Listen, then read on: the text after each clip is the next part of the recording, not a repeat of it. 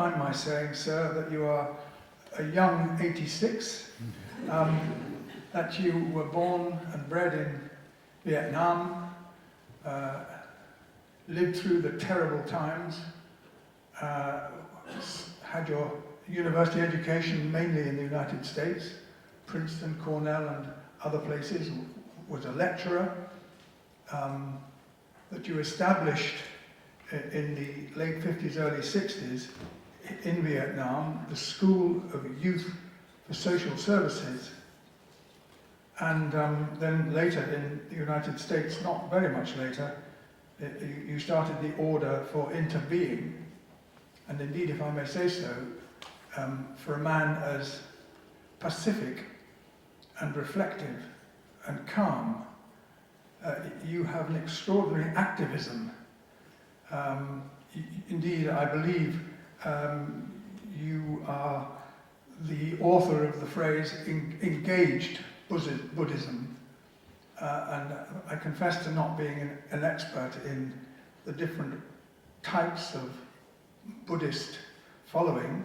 I know that you are a Zen Buddhist, but we all know that you're a man of quite extraordinary influence. I think it's as good a word as any. You founded Plum village in France, which still thrives in the Dordogne, and most of I'm going to call you brethren, but that wouldn't do at all. What would be a collective word? Monastics. That sounds like glue. Anyhow, if you insist, you are surrounded by your monastics, and all I can say, sir, is that there is a great longing to hear what you have to say, not least because you speak against the age. Richard and I, in the House of Lords, spend our time in a frenzy of activity. This is a world dominated by self-centered materialism. We are going quietly mad in the Western world, and your way of mindfulness and reflectiveness and what you might call revitalizing immobility is one that we desperately need to learn. And with that, I hand over to you, and at the same time apologize that I've got to go and vote in the House of Lords, but I will be back, sir. And hand over, in fact, to Richard Layard, who will chair this meeting. Thank you. Thank you. As you can see, I'm not going to vote. I have something more important to do, which is to say a few more words, because I think that to most of us this is quite an amazing experience and opportunity. As we all know, Thai is one of the leading spiritual teachers in the world, a huge figure that we probably never thought we would meet, and it's wonderful to have this opportunity to hear his wisdom and to actually put questions to him and discuss with him the things which really matter in life. Of course, many of us have already met him through his writings. Personally, my first contact with the wisdom of the East was in a wonderful book called The Miracle of Mindfulness. Miracle of Mindfulness. Many of you may have read it, and I know quite a few people who would say that that book changed their lives. The thing which made the most impact on me was this book called Anger, which I bought in a railway station in Boston, USA. And within 5 minutes, it had me in tears. And I asked Ty if he was going to tell the story, and he said no, so he gave me permission to read you this very short story. This is a story of a woman who had a very hostile husband who she experienced as extremely cruel, and she had decided to take her life. But she told a Buddhist friend that that was what she was going to do, and the friend said, well, that's all right, you can take your life, but first you have to come on a Buddhist retreat. And they went on a week's retreat together, and this is how Thai continues the story. When she returned home after the retreat, she was very calm, and her heart was full of compassion. She really wanted to help her husband to remove the bomb within his heart. She moved very slowly and followed her breathing to keep calm and nourish her compassion. She practiced walking mindfully, and her husband noticed that she was different. Finally, she came close to him and sat quite quietly next to him, which she had never done for the last 5 years. She was silent for a long time, maybe 10 minutes. Then she gently put her hand on his and said, "My dear, I know you have suffered a lot during the last 5 years, and I am very sorry." And she went on in that vein, and it ends, when she spoke to him like this, he began to cry, and he cried like a little boy. I just found that extraordinarily powerful, and I'm sure we're going to hear many of these ideas tonight. Let me just end with a few more remarks about Thay's life. Andrew gave you the basic outline. Thay became a monk when he was 16, and his message was always this engaged message, which Andrew referred to. So in the Vietnam War, he was extremely active in trying to make peace, and eventually, for that, he was exiled from his country, which is how he came to live in France, where he has ever since, and where in 1982 he founded Plum village, which is the Buddhist community, which also entertains thousands who go on retreat to learn the practice of mindfulness. And as a result of all this, people who've been there and others who haven't been there are now gathered in groups in almost every country in the world and practicing mindfulness in the tradition that Thay teaches. So his influence has been very profound throughout the world. And it's partly through his teaching, but also, of course, through his writings, through his poetry, and, of course, through his campaigning. So, Thay, you have a lot to teach us about how we can live. Thank you very much for being here.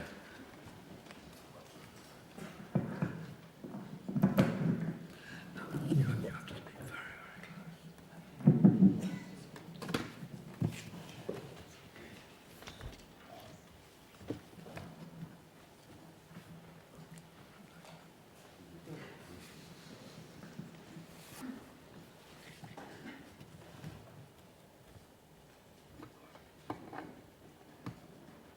Thank you so much.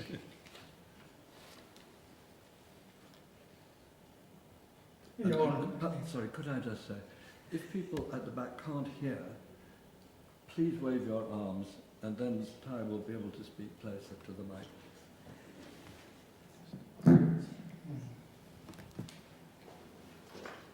Thank you so much for your welcome. We all know that love is a wonderful thing. When love is born in our heart, we suffer less right away, and we begin to heal. And we are capable of looking at the other person with compassion, and we'll be able to see the suffering in him or in her, and we'll be able to listen to that person and understand the suffering in that person. And therefore we can restore communication with him or her very easily. And we can also help that person to suffer less and to begin enjoy life.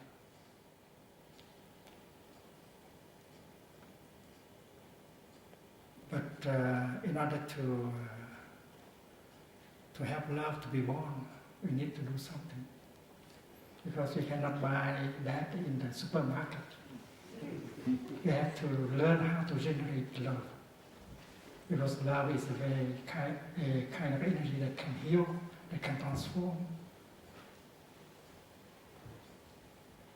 And there are ways of helping love to be born and to grow. And we know that it is possible to help the young generation how to learn to generate that kind of energy in them so that they will suffer less and they begin to experience joy and happiness. The younger generation now suffer very much, and they need a lot of love.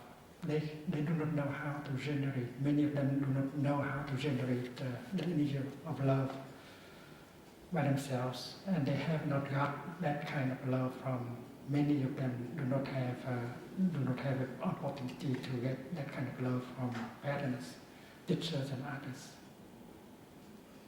In Plum Village, and in other centers that we have established, we live together, 200 people, 300 people, and we learn to practice that. Every day our practice is to generate a brotherhood, sisterhood, and true love, and we organize the kind of practice so that people can come and learn and do the same thing, generating love. And we have helped many young people to do that, and they have proved that they are very capable of practicing love. True love is what we want to talk about, because true love has the power to heal and to transform. And true love should be directed to oneself first. It is very clear that if you do not have the power, the capacity to love yourself, to take care of yourself, you will not have that capacity, the capacity to love and help another person. And the practice can be very pleasant. The practice can be effective right away, and we can learn from many, we can get from many of our spiritual traditions in order to support that kind of practice. Suppose we tell the young people how to breathe, because breathing mindfully can be very helpful. When you breathe in, and if you focus your attention on your in-breath, a miracle is produced. When you focus your attention on your in-breath and breathe in, you stop thinking about the past, you stop thinking about the future, you stop thinking about the projects, because you are entirely with your in-breath. And breathing in mindfully like that, you bring your mind into your body, back to your body, and you are aware that you have a body. And that is the first connection we can make with our own self, to breathe in and to get the kind of enlightenment that can follow right away. Breathing in, I know I have a body. Sometimes we spend 3 hours, 4 hours, 5 hours with our computer. We are completely lost. We do not remember that we have a body. So breathing in is one of the wonderful ways to go back to yourself and reconnect with yourself, to know that you have a body. Breathing in, I know I have a body. Breathing in, I know there is some tension and pain in my body. And you can breathe out in such a way that you can help release the tension in your body. Breathing in, I'm aware of my body. Breathing out, I release the tension in my body. And a few minutes of practice can help you to relax. And when you are able to reduce the tension in your body, you can reduce also the amount of pain in your body. And the young people can do that. They have come to our retreats, they have practiced, and they are very capable of doing so.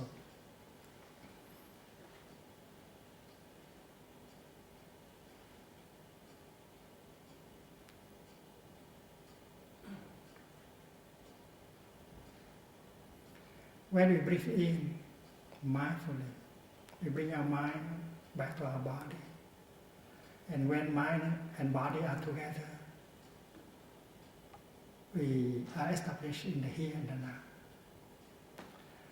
And being in the here and the now, we can begin to touch the wonders of life that are in ourselves and around us. And we begin to get the nourishment and healing that we need. So the practice of mindful breathing can already perform a lot of miracles. When I bring my mind home to my body, I may notice that there are many conditions of happiness that are already available.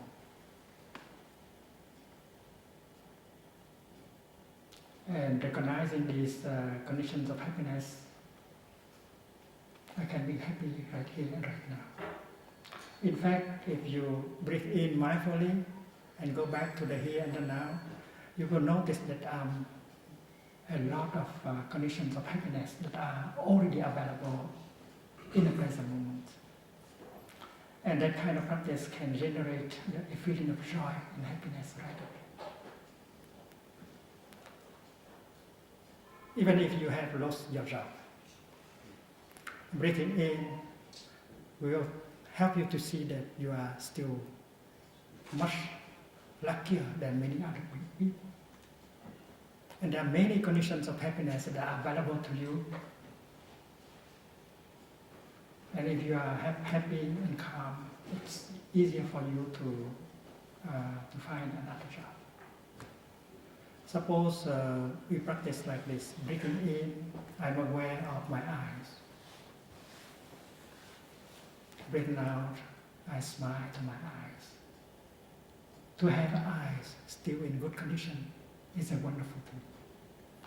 A paradise of forms and colors is available.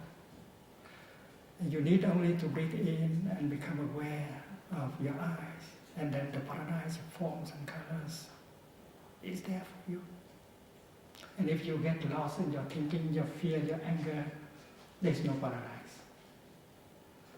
And then we can help people to practice mindful breathing and to touch many wonders of life that are in themselves. Suppose I practice breathing in, I'm aware of my heart. I'm breathing out, I know that my heart still functions normally. Your heart that functions normally is another condition of happiness that is available to you in the here and the now.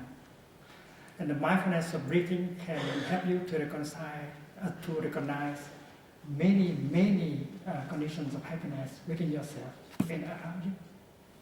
So, to practice generating a feeling of joy, to practice generating a feeling of happiness is always possible. A good practitioner is capable of generating a feeling of joy whenever she wants to. A good practitioner can generate a feeling of happiness whenever he wants to.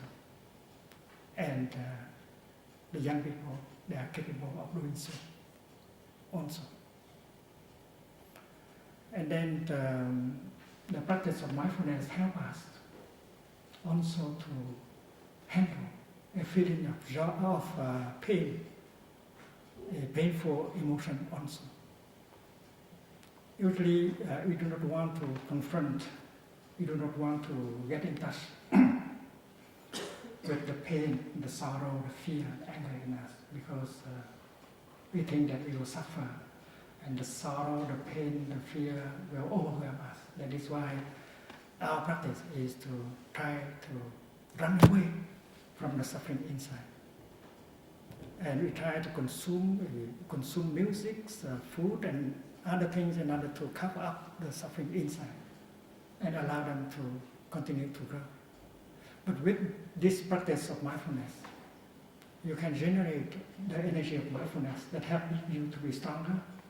And with that energy of mindfulness, you can very well recognize the pain in yourself, embrace your pain tenderly, like a mother embracing her child that suffers, and help the child to get a relief. the pain in us is like a kind of energy. The sorrow, the fear, the anger. And if we know how to practice mindfulness of breathing, walking, we generate another kind of energy called mindfulness. And with that mindfulness, we can very well recognize the energy of pain and sorrow and fear.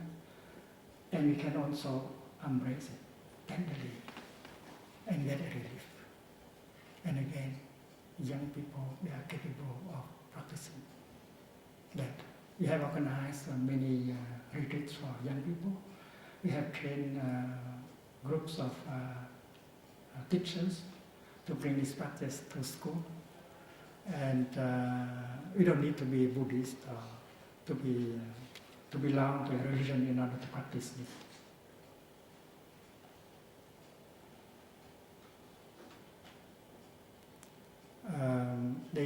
There's a lot of suffering in us, whether we are still young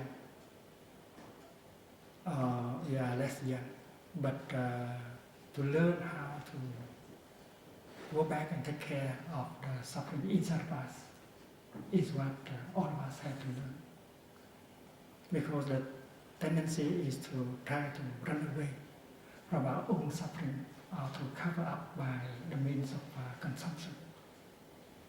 And we have no chance in order to take care and to transform the suffering inside.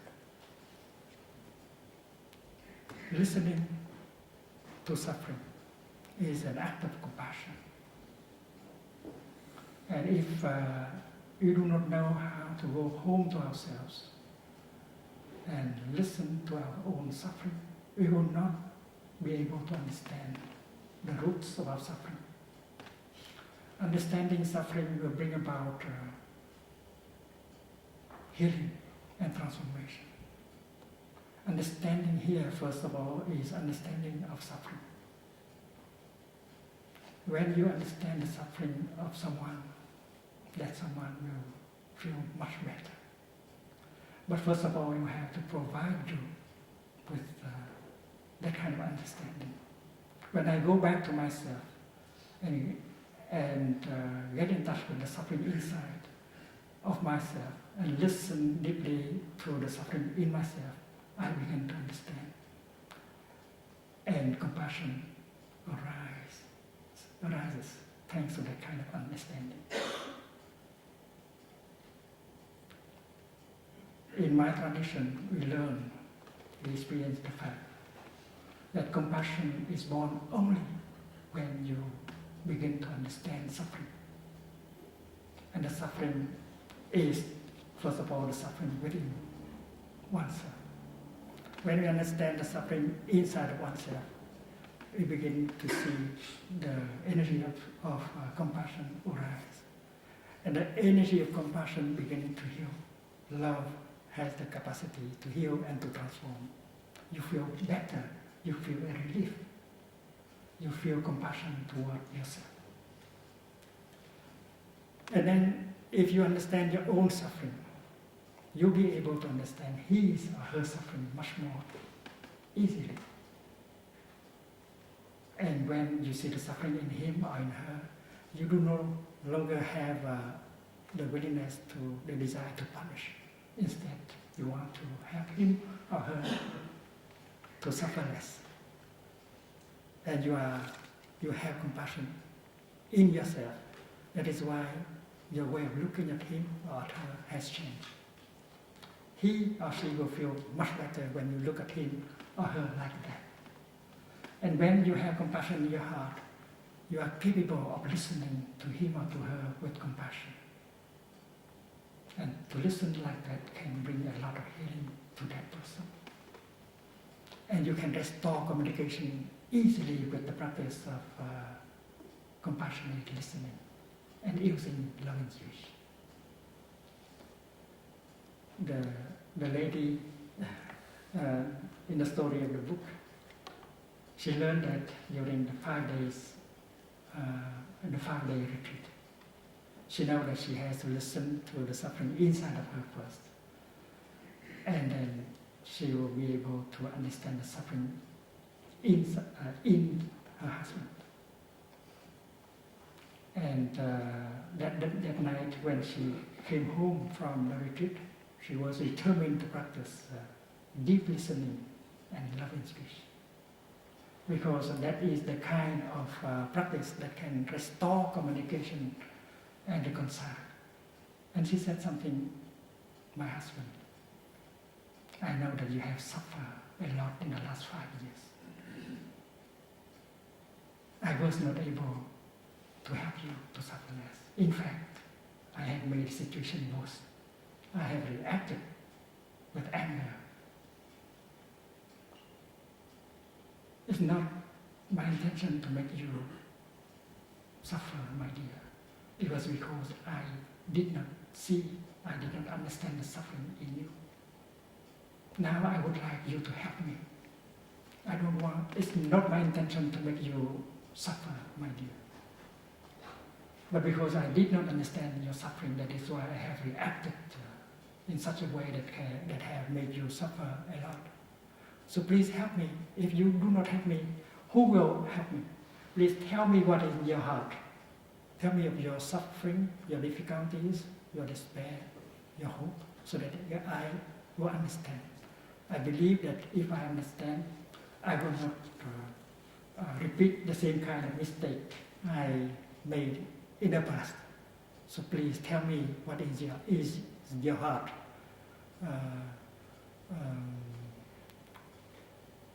And that is what we call love and speech. And if you know how to utilize that kind of speech, you'll be able to open his heart, her heart, and allow him or her to empty their heart and suffer less. So the practice of mindfulness has the capacity to release the suffering in oneself and to help the other person to suffer less and restore communication and realize reconciliation. And all of this, we believe, can be taught in school. We have trained groups of school teachers who try their best in order to bring this practice to school. We also in our education system now, both teachers and students suffer a lot. And the suffering of the teachers do not help the students, and the suffering of the students do not help the teachers. And that is why both generations have to learn how to deal with the suffering within themselves.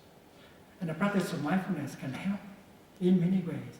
First of all, it can help us to release the tension in our body, to reduce the pain in our body. And a school teacher can do that with his or her students in class. A teacher, if he knows how to do that, will be able to create a feeling of joy and happiness by getting in touch with the conditions of happiness that are already available in the here and the now. And if they can do that, they can help their students to do the same. Happiness and joy are possible with the practice of mindfulness. And you don't need to be a Buddhist or anything like that in order to do so. And then releasing the tension in the body, reducing the pain in the body, generating a feeling of joy, generating a feeling of happiness, handling, taking care of a painful feeling, taking care of a painful emotion is what we can do with the practice of mindfulness. Whether the practice that is the practice of mindful breathing, the practice of mindful walking, and so on. So I'm very hopeful that if our political leaders, our leaders in the realm of education, business, and other domains, if they join in this kind of practice and helping the younger generation, I think we could change the world in a decade or two. It is our conviction, not based on anything except our daily practice and our work to help the people who come with us to practice.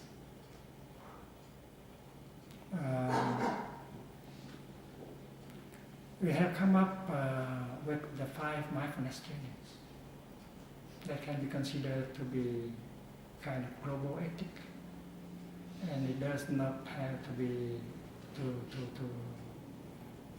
the precepts or the commandments of any religion, and anyone can adhere to it, can verify the value and the truth in it. And the first mindfulness training is to preserve, to protect life. The second training is the practice of true happiness. True happiness is kind of happiness that will not destroy oneself and the environment. The third training is about true love. True love is the kind of love that can only create joy and happiness. And the fourth mindfulness training is the practice of deep listening and loving speech in order to restore communication. And the fifth mindfulness training is the practice of mindful consumption. We consume in such a way that can preserve ourselves, our species, and our planet. And practicing the 5, living according to the 5 trainings, we can have a lot of joy and happiness and peace. And 5 trainings are based on a kind of vision, of insight, called the insight of interbeing. Interbeing means that you cannot be by yourself alone. You have to be with everything else, to interbeing with everything else. Suppose you look at one rose and deeply, and with some mindfulness and concentration, and in a few minutes we can discover that a rose is made only of non-rose elements. What do we see in a rose? We see a cloud, because we know that if there is no cloud, there will be no rain, and no rose can grow. And that is why a cloud is a non-rose element that can be recognized in the rose. And then we can see the sunshine. The sunshine, which is very crucial for a rose to grow. So you can see that sunshine is a non-rose element that is there in the rose. And if you remove the sunshine, the cloud out of the rose, there is no rose left. And if you continue like that, we see many other non-rose elements within the rose, including the minerals, the soil, the farmer, the gardener, and so on. The whole cosmos have come together in order to produce a wonder called a rose. A rose cannot be by herself alone. A rose has to interbeing with the whole cosmos. And that is the insight we call interbeing. So happiness is the same. Happiness is kind of rose. Happiness is made only of non-happiness elements. If you try to throw away all non-happiness elements, you will never have happiness. It's like when you grow lotus flowers, you need the mud. Looking deeply into the lotus flower, you see the mud. You cannot grow lotus on marble. And that is why a lotus is made only of non-lotus elements. And happiness is made of non-happiness elements. And that is the nature of interbeing. Everything is in everything else. We cannot run away from one thing and catch another thing, because things are inside of each other. Like David Bohm said that in the order, in the implicate order, things are inside of each other, not outside of each other. So happiness is not an individual thing, and happiness is made of non-happiness elements. If you understand our suffering, if you are skillful enough to make good use of the suffering that we have in ourselves, in our world, and then we can create happiness. And that is the vision of interbeing. Happiness and suffering, they interact. It's like a sheet of paper. You can say that this is the left, this is the right, and you cannot take the right out of the left, away from the left. Right and left lean on each other in order to manifest. We think that right and left are enemies, opposites, but in fact, right should be lean on the left in order to be manifested, and the same thing is true with the left. If politically you are on the left, you should not wish for the right to disappear altogether. Because if the right disappears, you disappear also at the same time. And that is interbeing. Right is in the left, and left is in the right. And that is the vision of interbeing. And that is why when we look at our planet, we see that humans are made only of non-human elements. Looking into our self, our body, we see that we are made of non-human elements. Minerals, animals, vegetables, and so on. If we remove all these non-human elements, the human race disappears. And that is why to protect the humans, you have to protect the non-human elements. That is the deepest kind of ecological teaching. And the 5 mindfulness training is a kind of behavior, kind of lifestyle that is based on the insight of interbeing. And when you look at happiness, when you look at suffering, you see that their nature is also the nature of interbeing.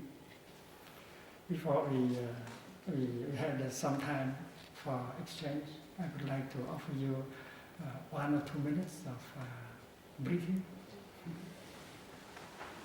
So please sit comfortably and allow ourselves to be lazy, to be relaxed.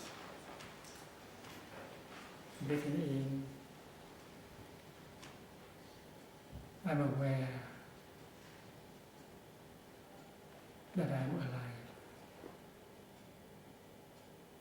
Breathing out, I smile to life in me and around me.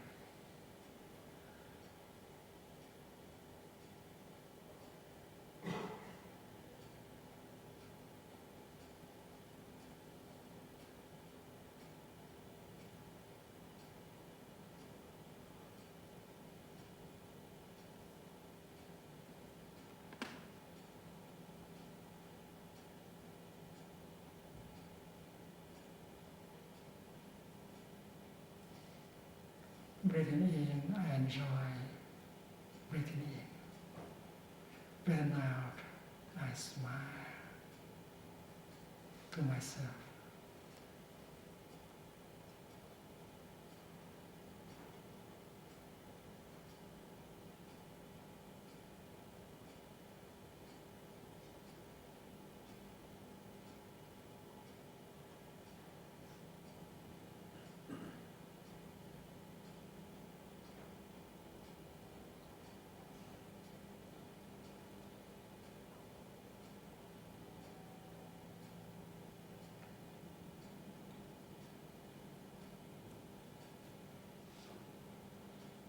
Breathing in, I'm aware of this beautiful planet Earth, most beautiful planet in the whole solar system.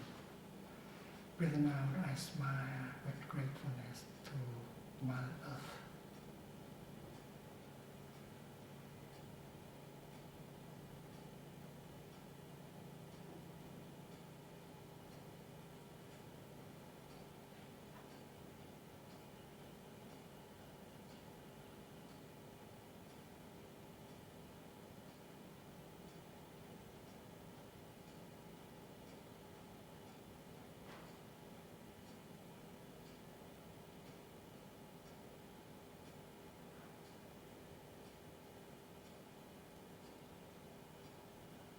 Breathing in, I know I'm part of Mother Earth.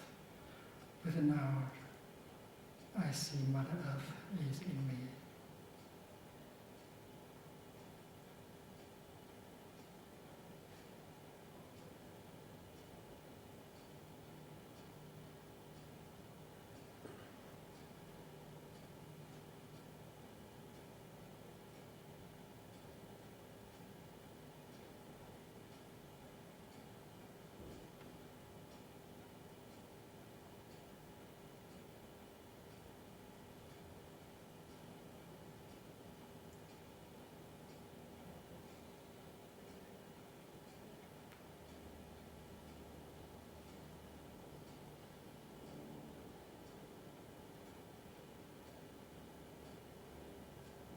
Breathing in, I feel alive.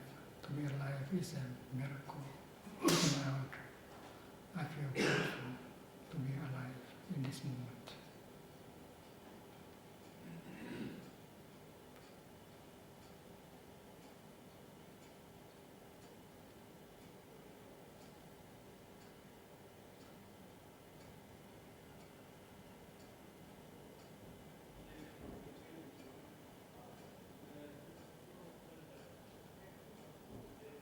Thank you for your mindfulness, for your attention.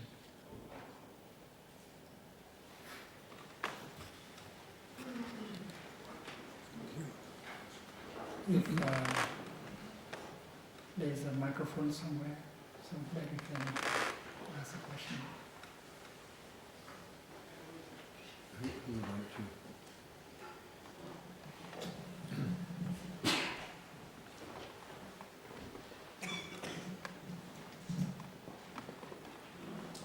Hello, Ty.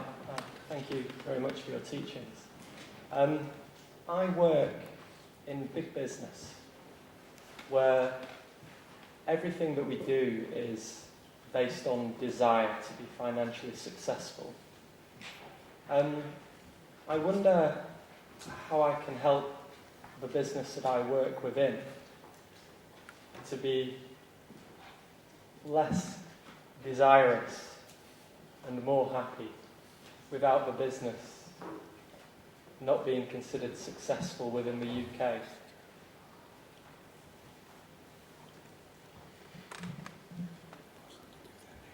I think that it might be useful to have some thinking, some reflection on what is true happiness. Maybe in the form of a sharing discussion. What is true happiness? If there is no love, no peace in our heart, happiness would not be possible. That is why we should learn how to conduct our business in such a way that should allow love and peace to be possible in our daily life. And ask the question first, and we find the answer later on, and then we can reflect as a community of business. And then when everyone has agreed that without love and peace, no matter how much money we have, still happiness is something not real. And then we can agree with each other how to conduct our business, how to continue our work in such a way that allowed peace and love to exist in our daily life.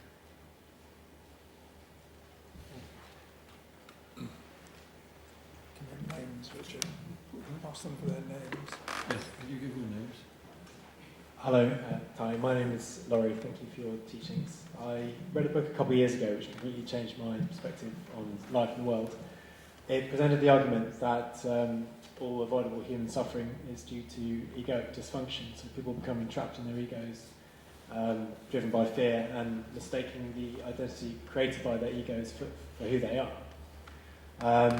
You've mentioned in a few talks about how it's important to focus on loving yourself and awakening yourself before trying to help others. Given the kind of environmental pressures we're up against and huge social pressures and social problems and the urgent timescales of these and the possibility that with climate change, for example, we could be pushing ourselves into a runaway cycle, how do you think people who are trying to drive transformational change can balance awakening themselves with helping other people to drive that change? And a kind of add-on to that is the powers that be, so governments such as the one in the UK that are arguably driven by fear and egoic identity, how do you think they will react to an awakening of people from their egos? Do you think they will push back strongly, or do you think it will be possible to drive this kind of collective awakening and flowering of compassion in time to avoid mass environmental and social collapse? So that's a bit bleak, isn't it? I hope that it is. It's my conviction that we cannot change the world, and if we are not capable of changing our way of thinking, our consciousness. That is why awakening, collective change in our way of thinking, our way of seeing things is very crucial. And all of us can help promote that. Whether you are a politician or a journalist or educator, our task is to come together and try to produce that kind of collective awakening, collective change of our consciousness. Otherwise, we cannot expect the world to change.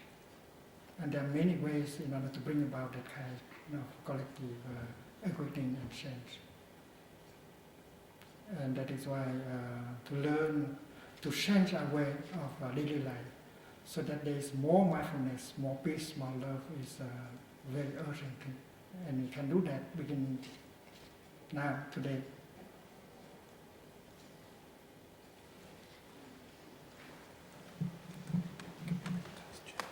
Thank you for your words. Can I ask you, Stand up, please. sorry, if you are a young person who is addicted to something like alcohol or a drug, and that addiction makes you hate yourself, what you are doing, how do you find love for yourself if that's what you're doing to yourself? If a person is alone, it may be more difficult. But if a person is surrounded by other persons who have love, who know how to help a person getting out of the situation, she has more hope. Our experience is that practicing alone, struggling alone, well, it's much more difficult than when you have a group of people supporting you. When you practice mindful breathing and mindful walking as a group, we produce a very powerful energy of mindfulness and peace. And that helps everyone in the group to transform much more easily. This is very real. Suppose 1,000 people sitting still and practice mindful breathing, calming the body, releasing the tension. And that happens always in our retreats. And the children who happen to sit in that group, they feel that powerful energy that can help them to calm and to feel happy. So such an individual, if he meets with a group of people who are capable of generating the energy of love and peace and understanding, And then he or she will have more chance to get out and transform. A collective energy of peace, mindfulness, is the answer.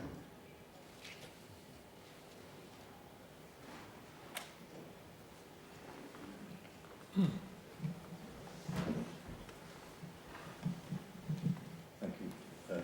Thank you, Ty, for your speech and your prayers there. My name is Chris Ruane. I'm the Member of Parliament for the Vale of Clwyd seat in North Wales, and 30 miles away from the Bangor Mindfulness Centre. And we're working closely with them to try and roll out mindfulness in primary and secondary schools in my local authority area. I was a teacher before I was an MP and practiced meditation with my children, but not mindfulness. What advice have you got for us as politicians, but also educators in the room, how best to spread mindfulness? You mentioned the young people at the start of your speech. 22% of children in Britain experience mental illness during the course of their childhood. I think the figure is 29% in the USA, and we follow their patterns. So what advice have you got for us as politicians and educators? Where is the best practice? How can we motivate others, to motivate children to learn the benefits of mindfulness? We have our community have helped organize a few retreats for members of Parliament in Washington DC, and a number of them know how to practice mindful breathing, mindful walking in Capitol Hill. Some of them said that they cannot survive without the practice because the life of a politician like that is very hectic. So from a place, from the office, walking to the where they cast their own ways, apply the techniques of mindful breathing. During the time they walk, they stop the thinking altogether. They just focus attention on every step they make.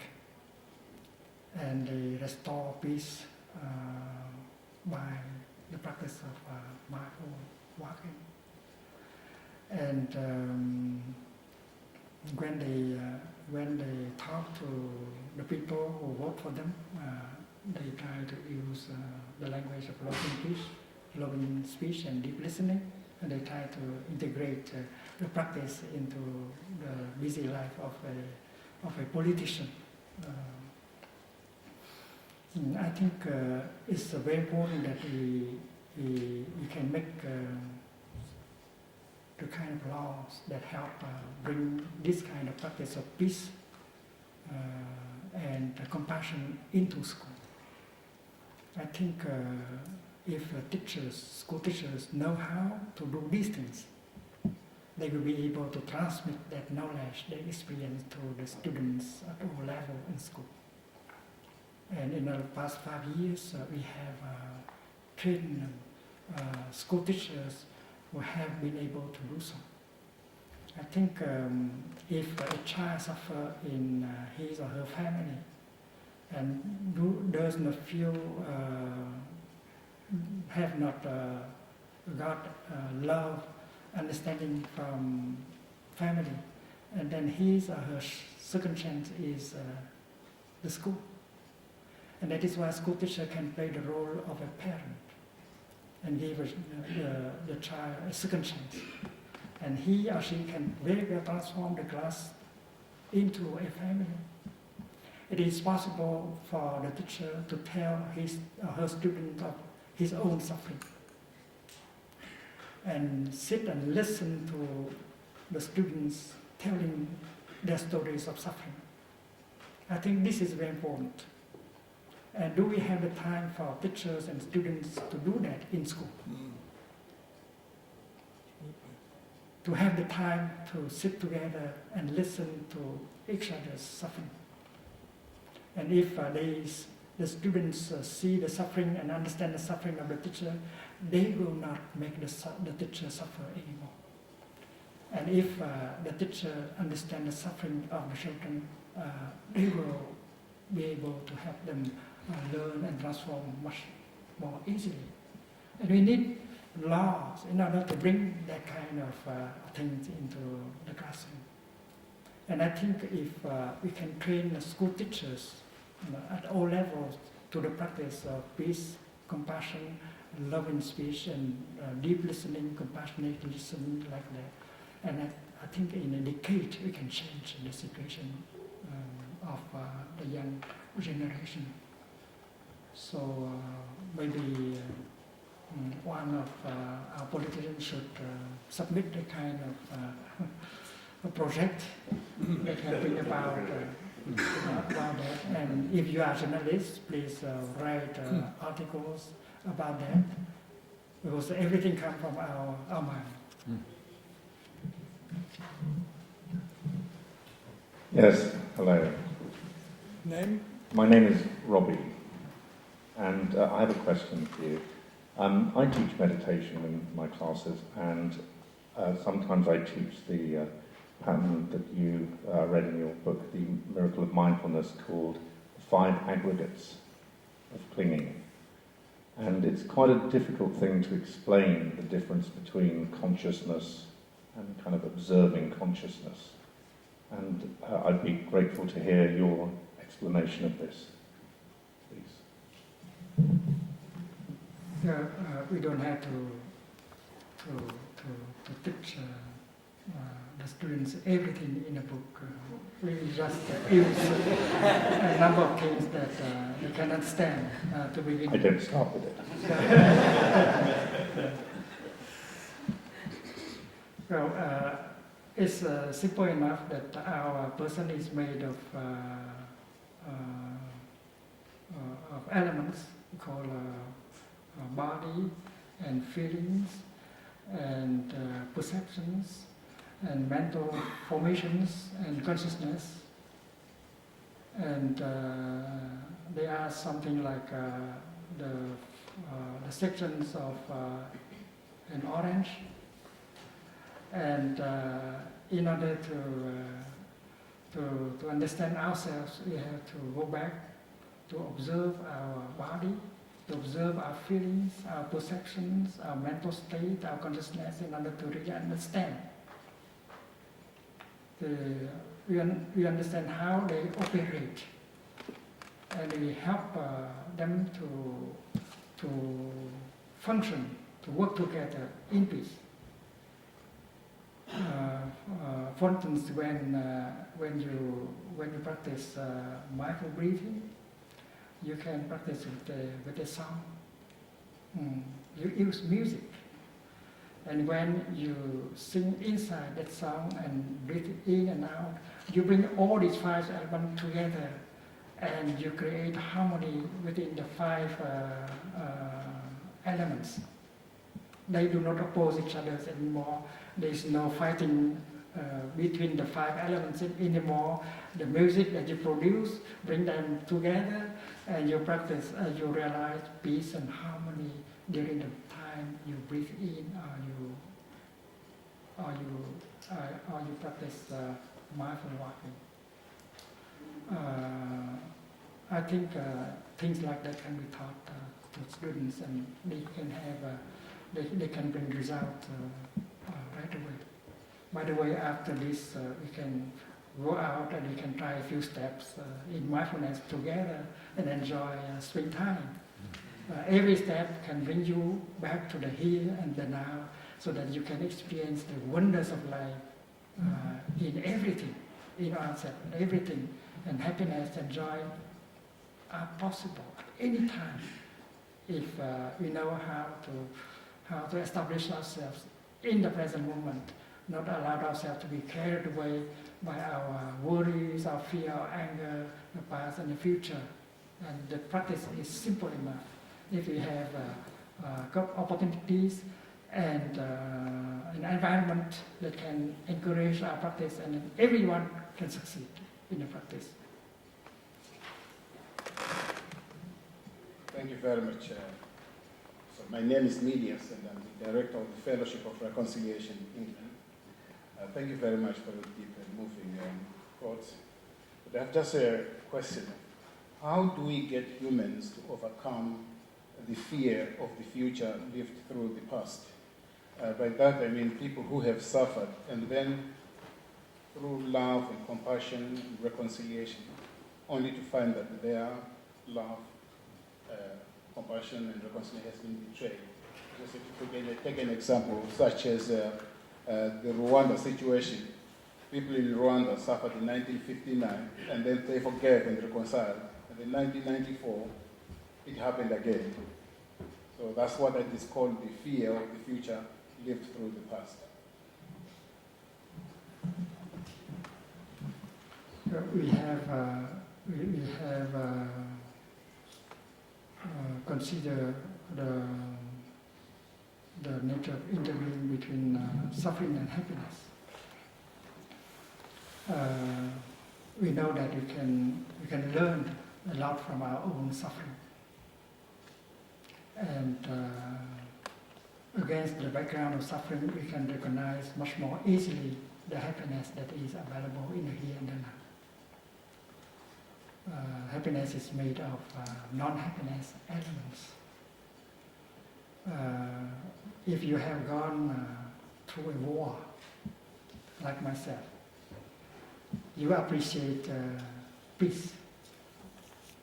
If you have undergone hunger, and you appreciate the fact that today you have something to eat.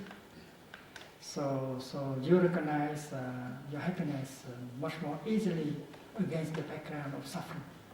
That is why the kind of mistake made in the past that has caused suffering, we should not.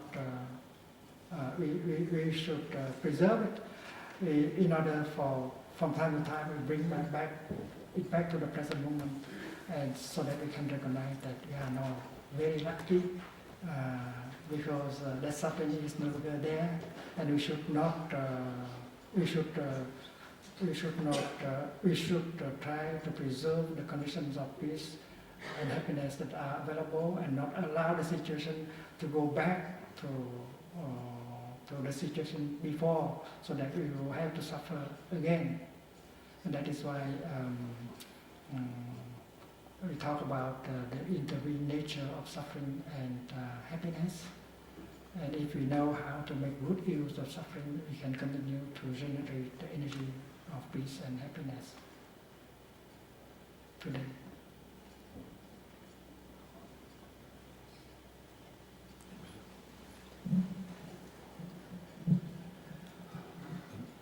Maybe while Harriet is... have you got someone there? Okay.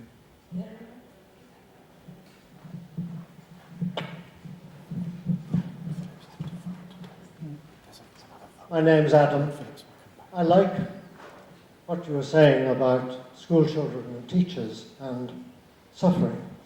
I've been a chaplain in a school, and I've been aware of teachers retreating to the staff room sometimes in tears because of a clever class. And I'm also aware of some of the pain that children have, which they bring with them from their families. In your experience, does it work? How does it work that teachers and children could come to recognize each other's suffering without reducing each other to extreme embarrassment? Because it's difficult speaking about what really hurts.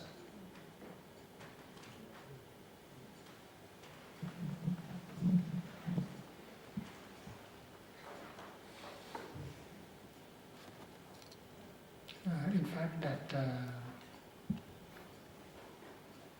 to restore communication, to reconcile, to be in good relationship, we have to understand our own suffering and the suffering of the other person.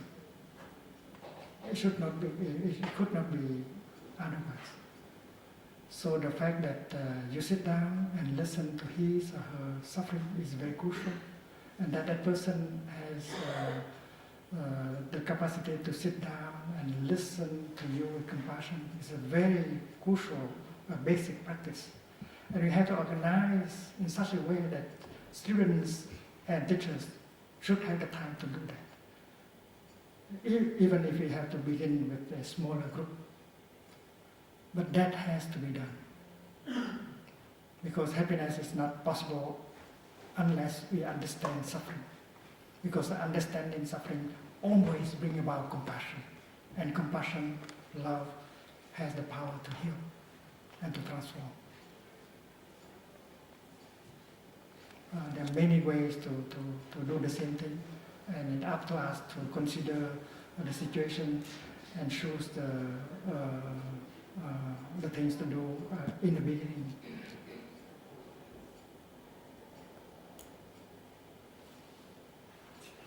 I wanted to, maybe I'll go back for a second. I just wanted to ask you if you could say a little bit more about what you mean when you say understand suffering, that we must understand our own suffering, or we must understand the suffering of somebody else. I think to a Western mind, what that conjures up is we need to find out what the causes are, and then we classify the causes. And probably if we're Westerner, we think of the causes as mainly being outside the person rather than inside the person. That's not, I think this is not quite what you're talking about. Could you say a little more? You've used this phrase so many times, we must understand our suffering. What exactly do you mean by that?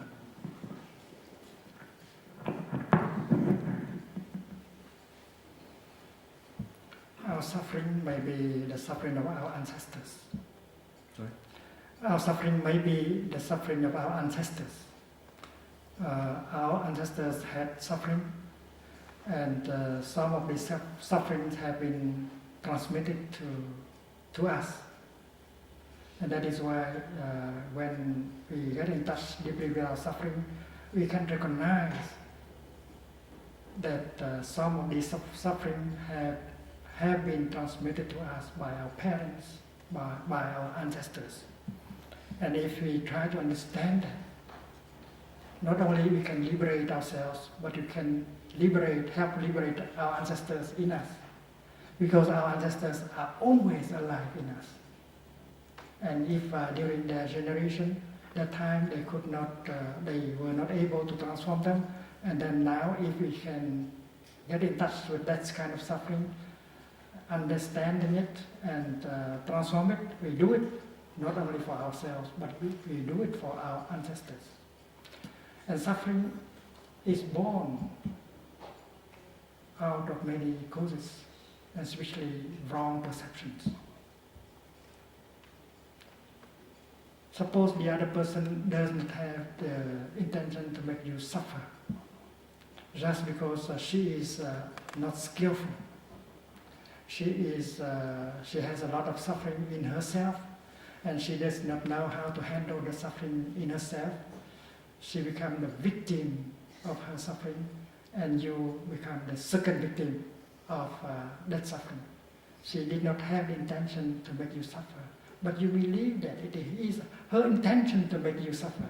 That is why you are angry, you are hateful toward her, and if you look deeply into that kind of suffering, and if you find out that the suffering has been born from your ignorance, from your wrong perceptions, and then you understand suffering. And understanding suffering makes the suffering transform right away. And in our tradition, Buddhism, suffering is the first noble truth. And the causes, the making of suffering is a second noble truth. If you look deeply into the first truth, which is suffering, you have a chance to touch the second truth, which is the foundation, the making of suffering. And generally, the main cause of suffering is misunderstanding, wrong perceptions about yourself and about other people. And that is why the practice of deep listening and loving speech can help so much, because they help you to remove wrong perception in you. They help the other person to remove wrong perception in him, and that is why reconciliation becomes possible. And the roots of suffering is mostly misunderstanding, wrong perceptions.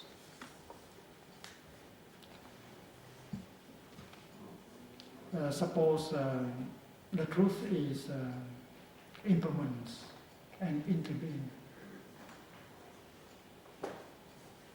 And the wise people of every society always say that things always change. Nothing remains the same. Everything is impermanent. Things are impermanent, but we behave, we believe that they are permanent. That is a form of wrong perception. Nothing can be by itself alone. Everything has to rely on everything else in order to be. Maybe intellectually you can see that, but you can continue to behave as if you can be by yourself alone. You don't have to rely on anything else in order to be. So the insight of interbeing help us to remove the notion of a separate self, and that help remove the kind of suffering that is at the ground of a lot of suffering, like the superiority complex, the inferiority complex, and the equality complex. And if you get in touch with the insight of interbeing, you know that anything is in everything else. There is no separate existence of anything.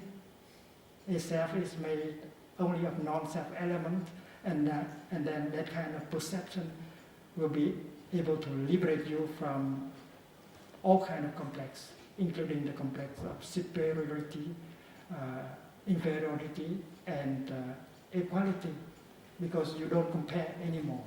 And that is why you are free from all kinds of complexes. And that is why we can say without fear that most of suffering are born from wrong perceptions. And that is why good communication, restoring communication is very crucial in order to reduce suffering. Now people use a lot of means of communication, like cell phones, television, computer, Skype, but communication has become very difficult between husband and wife, father and son, mother and daughter, and it's not because you have a lot of electronic device that you can improve the quality of communication. But if you do not understand yourself, if you cannot be in touch with yourself, if you don't know what is the cause of your own suffering and fear and anger, you don't understand yourself and your own suffering, you cannot communicate with yourself. And when you are not able to communicate yourself, how can you communicate with another person? And that is why to practice going home in order to touch your body, to touch your feeling, touch your perceptions, to touch your suffering and understanding yourself is a very crucial practice for peace and transformation before you can help the world, before you can help the other person. There are people who say, why did you consider suffering to be a holy truth, to be a noble truth? What is so noble? What is so holy about suffering? The fact is that if you do not understand suffering, you cannot understand the roots of suffering. And if you don't understand the root of suffering, you cannot see the path leading to the transformation of the suffering. That is why it is through the door of suffering that you can find the door of liberation. Understanding suffering is very crucial. And father has to help son to understand suffering, and son has to help father to understand suffering inside of them, of each of them. This is a very basic practice.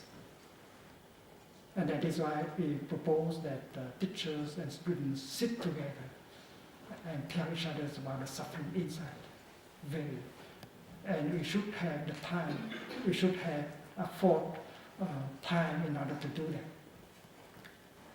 That is what we need in our society. It's not by having more technology that you can solve the problem. True communication should be done on that level. Understanding suffering inside, understanding the suffering in the other person. This is a very crucial practice, and that should be taught to the young generation.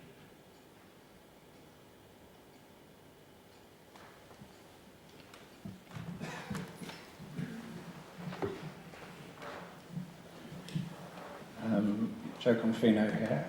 Dear Thai, I talk to a lot of people in the field of sustainability, and there's increasing amounts of feelings of grief because the issues we face around the world are getting worse. Apart from climate change, we have resource scarcity, we have ecosystem damage, we have nature being destroyed at an accelerating pace.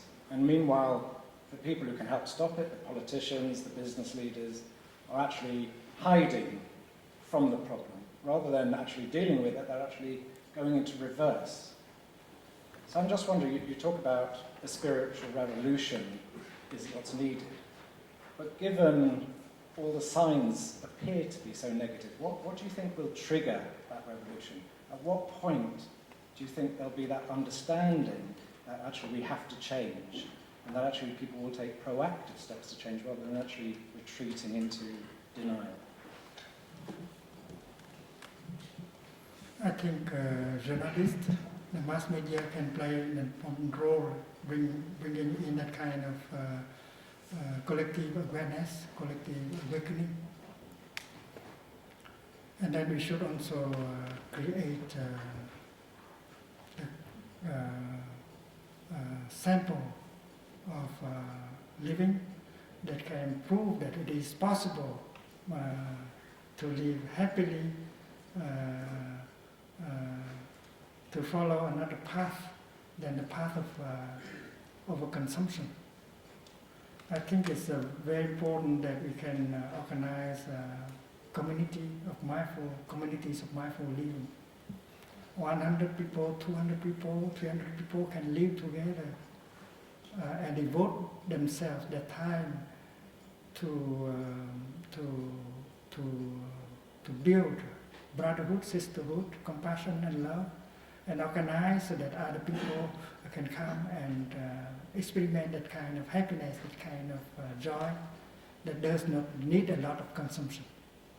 And when you live like that, you reduce the amount of cars that you have to buy, you reduce consumption, and you can prove to other people that it is possible to live happily, joyfully, with brotherhood and sisterhood without consuming a lot.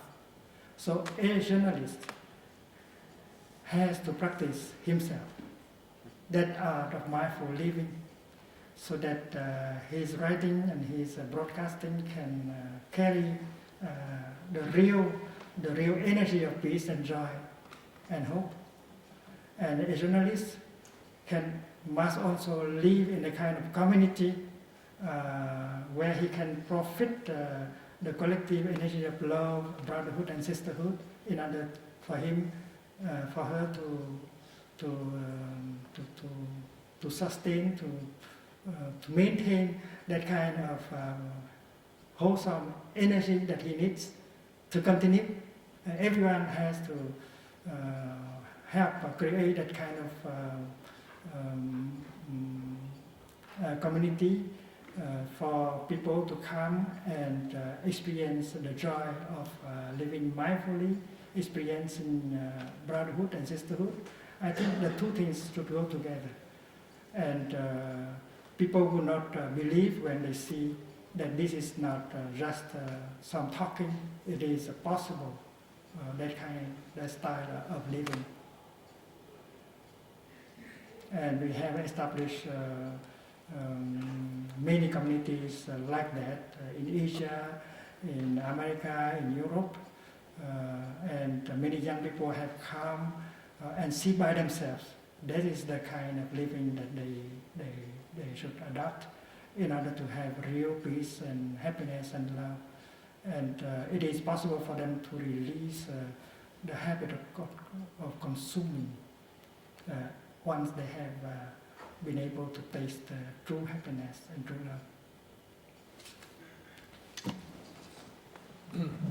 Right. Can I just ask you what place competition has in your philosophy and belief, bearing in mind that competition is what we do in this place, what we do outside this place. Competition is the only thing that is universally agreed to be essential. What is its place in your thinking?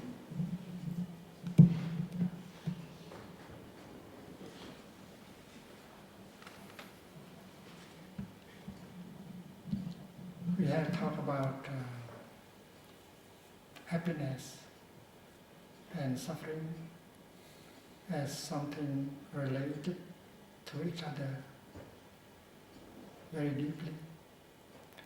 And the happiness of a person, if it is true happiness, and then you have an effect on other people. It's like a tree. If a tree is healthy, beautiful, and if the tree does not try to do anything, the fact that the tree is a real tree and healthy and beautiful can profit the whole world. So a happy person, even if he does not do anything at all, but if he is truly happy, he benefits the world. He is happy when he breathes in. He's happy when he looks around. He's happy when he makes a step, although he does not do anything in terms of politics and business. Well, he's serving the world. And if competition does not bring happiness, what is the use of the success, of having the success in competing with each other? So the question we should ask is that, does the kind of running, this kind of competition, bring me true happiness or not? If not, why do I have to continue like this? I will burn away my life by this. I do not have real moments of happiness and joy and peace. So if that kind of vision, that kind of understanding arises in yourself, you don't think that competing is a necessity anymore. You think it's more important that you have moments of peace and happiness. And you know how to do it. You know how to bring in a moment of joy, a moment of happiness. You know how to handle a painful feeling and get a relief. You know how to handle a strong emotion in order to restore peace. And then you can help other people to do so. It's much more useful. And that is why the basic question is to ask oneself, what is true happiness? And the answer will come like this: when there is no love, when there is no brotherhood, sisterhood, and real joy, there is no happiness. Even if you have a lot of power, even if you have a lot of money. In our tradition, we speak also of powers. We speak of three kinds of powers that make a person happy. Not the power of fame, of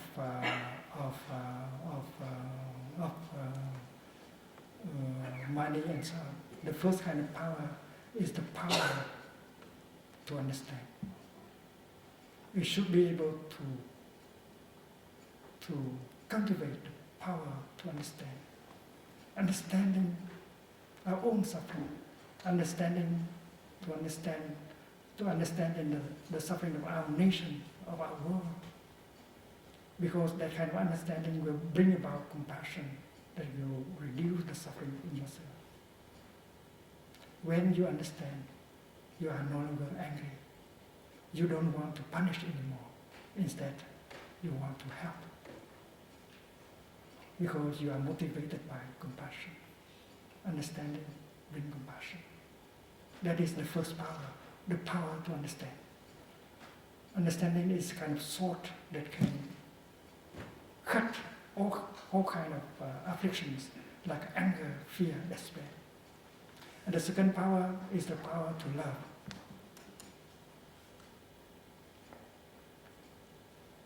If your heart grows big like a river, like an ocean, your heart has room for everyone else. When you put a handful of salt in a bowl of water and you stir, the water will be too salty to drink. But if you throw that salt in a river, because the river is immense, that is why a handful of salt cannot make the river salty, and people continue to drink the water in the river. So when your heart is full of love, you don't suffer anymore. What makes the other people suffer and despair do not make you suffer and despair, because your heart is big, is huge.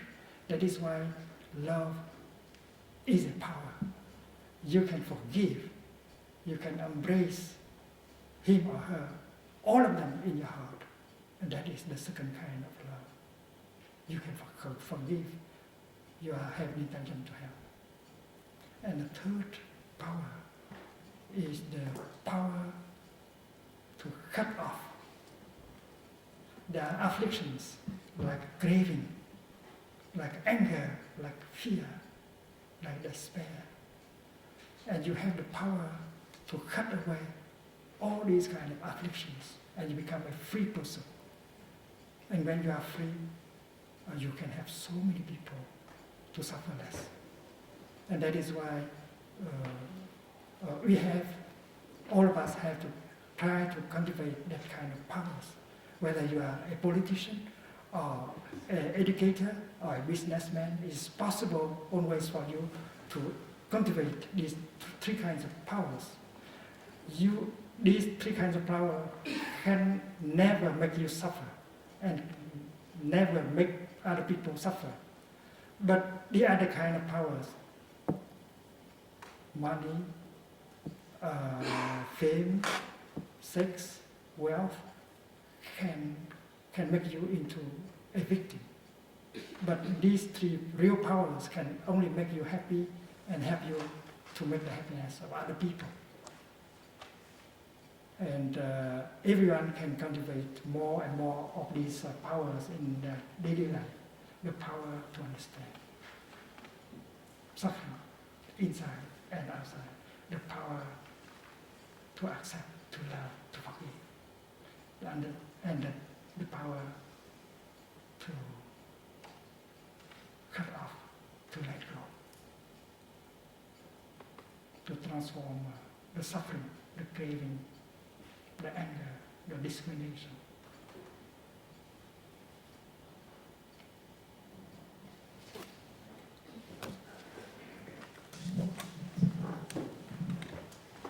My name is Mark. Thai, thank you so much for sharing your wisdom. You've talked about the transformative power of mindfulness. You've talked about if we can start with sort of accepting and loving ourselves, we can learn to be more compassionate for others. I would guess that in this room there were probably an above average number of people who've been able to learn mindfulness and perhaps be more accepting of themselves than you might find in the general population. I think there were also lots of people here who care deeply about the happiness of others and how we can do more to transform our compassion into ways of behaving that help others. But what I find is that some of the people that you sense perhaps in most need of help, perhaps the people who have lacked some of that love in their families that you've talked about are some of the people that it's hardest to help sort of come to this sense of awareness, some of the people who have most to lose from letting go of, I guess, some of the material trappings or some of their own sort of fear and pain. So I wondered if you might share some advice. If we're somebody that would care deeply about someone who we do believe is suffering, we can, as you said, show them love and listen and show that compassion. But if they're not willing to even begin that journey or share or be able to talk about their own suffering, is there a way that we can help trigger that's compassionate? For example, through asking the right questions or just being able to talk about our own suffering? Are there ways we can help people begin that journey if they're not in the same sort of mindful way of thinking? Well, maybe we should not be too eager to do something right away. We have the desire in us to do something, to say something, to help that person to suffer less right away. I think true love needs some kind of patience. If you allow yourself to be there for him or for her, and the way you look is love, the way you listen to love, the way you sit, you walk is love. And the people who suffer, they can recognize. They can recognize that. And we are attracted to, all of us are attracted to love and peace. And when we meet someone who incarnates love and understanding and peace, we have the tendency to come and sit close to him or to her. That's very natural. So allow yourself to be the incarnation of peace and love. Be yourself like that.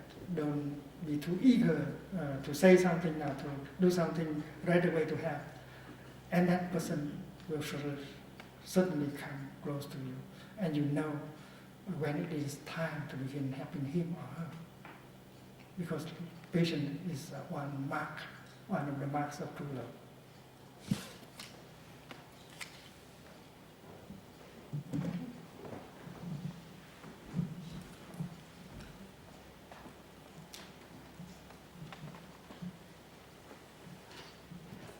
Hi, hello.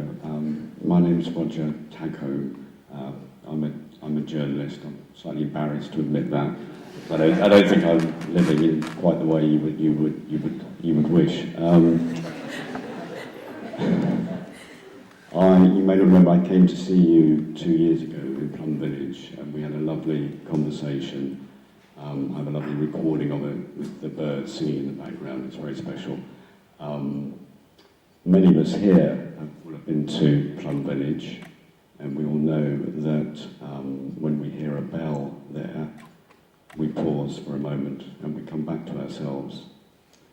There is a rather famous bell in this building, and I wondered if you felt that some of the rather noisier members in the room just across there might use this to come back to themselves and pause a little and perhaps try a little bit of loving speech.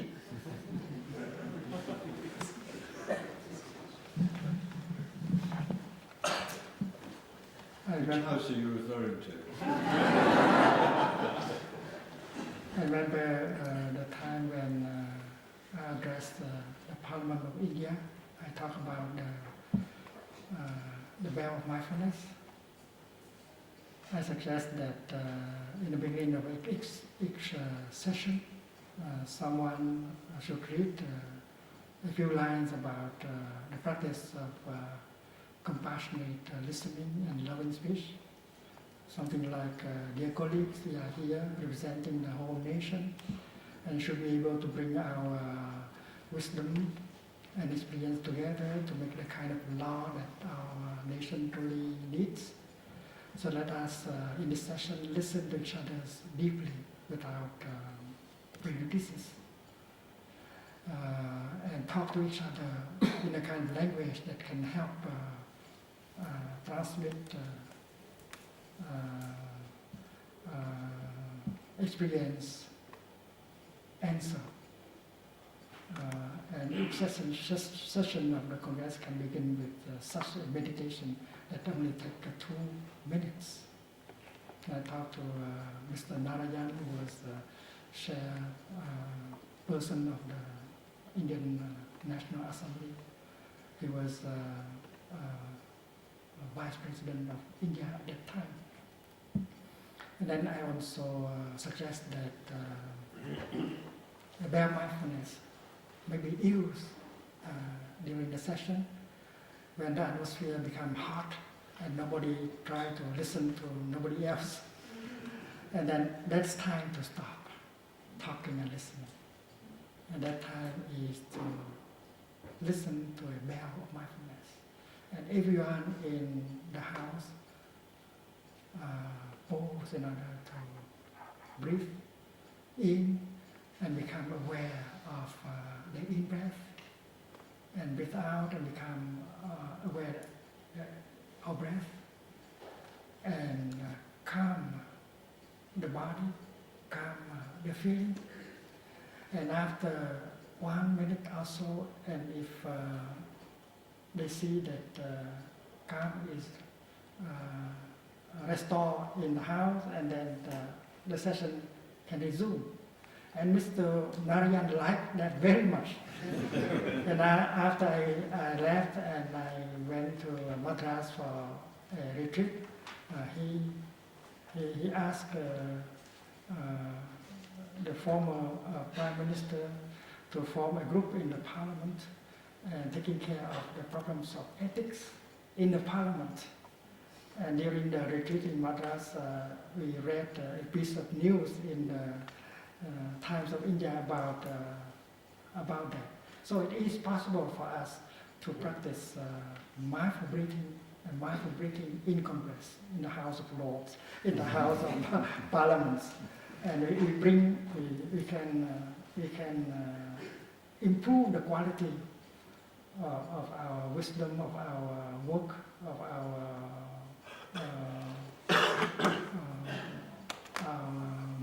spirit with this practice of mindfulness. Imagine every member of the house know how to enjoy mindful breathing and calm their body and their feelings. Every member of the house can enjoy walking every step and stop thinking and renew themselves with every step, which can be nourishing and healing. And then we can, by small things like that, improve the quality of our job, our work, and the house, the whole house. This is possible. And you know that in Washington, D.C., many of the members of the parliament are practicing mindful breathing and mindful walking.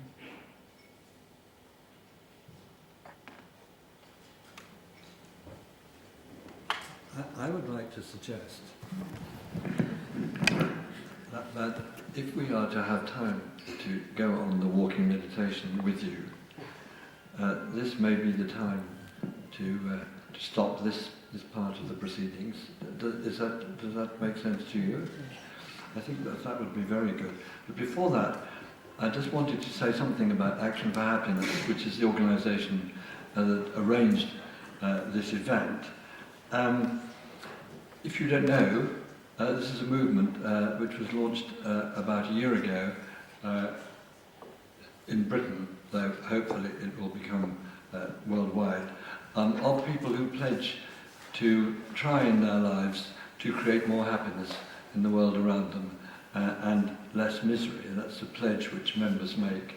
And having launched this nearly a year ago, we have 20,000 members in 100 countries who have made this pledge and who are benefiting in various ways from their membership through what is on our website, the Keys to Happier Living Actions, which you can take evidence on what is good for happiness and what is not.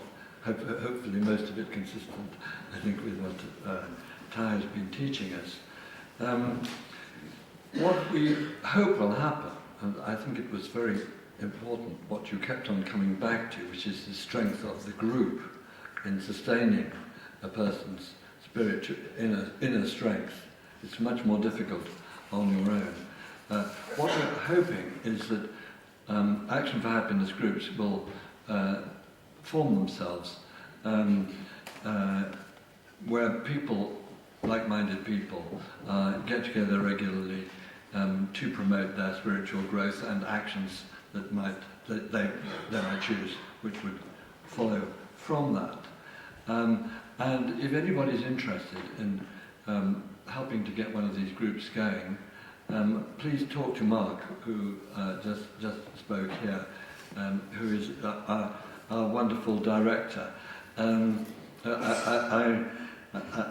can't refrain from telling you what happened when we interviewed him and others for this job. And one of the people who was coming to be interviewed had gone into the internet to see if there were any other organisations which had the word happiness in the title. And this is the answer which came back on his screen. Your search for happiness has produced no results. Well, you have enormously aided our search for happiness. I think this actually is an experience which I don't think a single person here will forget in their lives. We're really looking forward to joining you in about 10 minutes' time by the Burghers of Calais on the grass to the south of this building for the walking meditation. I don't know how we can really thank you properly, and I'm sure it's completely improper, but I think we would very much like to show our appreciation in the way we usually do here, and thank you so much.